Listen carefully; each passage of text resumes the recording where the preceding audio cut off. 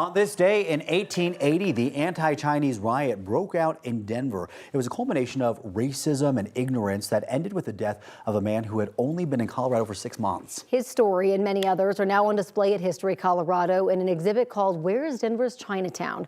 Now, news reporter Courtney Yoon joins us live from Lodo now. And Courtney, that area is where Chinese immigrants and their families used to live.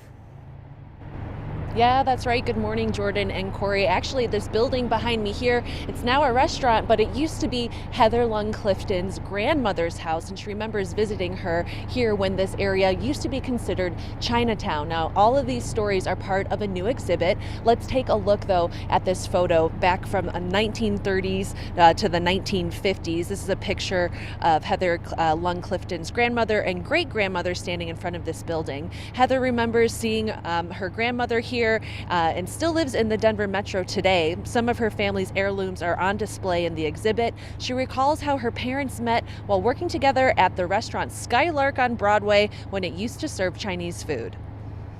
And at nights, she worked in a restaurant. That's where she met my dad. Before that, she had never seen a Chinese person, let alone worked with one.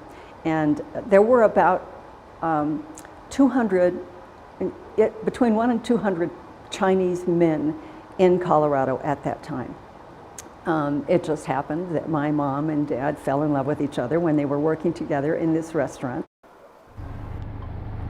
At its peak, Denver's Chinatown had a population of about 1,000 people in the 1890s, according to History Colorado. It wasn't until the 1940s when Asian Americans really started to be pushed out of Chinatown after the anti-Chinese riot and Chinese Exclusion Act. Josie Chang helped create the exhibit at History Colorado. She says despite the hostility and ignorance Chinese people dealt with for decades, families were still able to flourish and celebrate their culture here.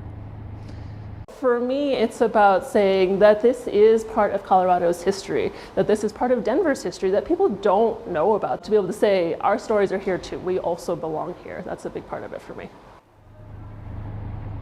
This exhibit is already open at History Colorado, and it'll be on display through August 9th, 2025. Live in Denver, Courtney Yoon, 9 News.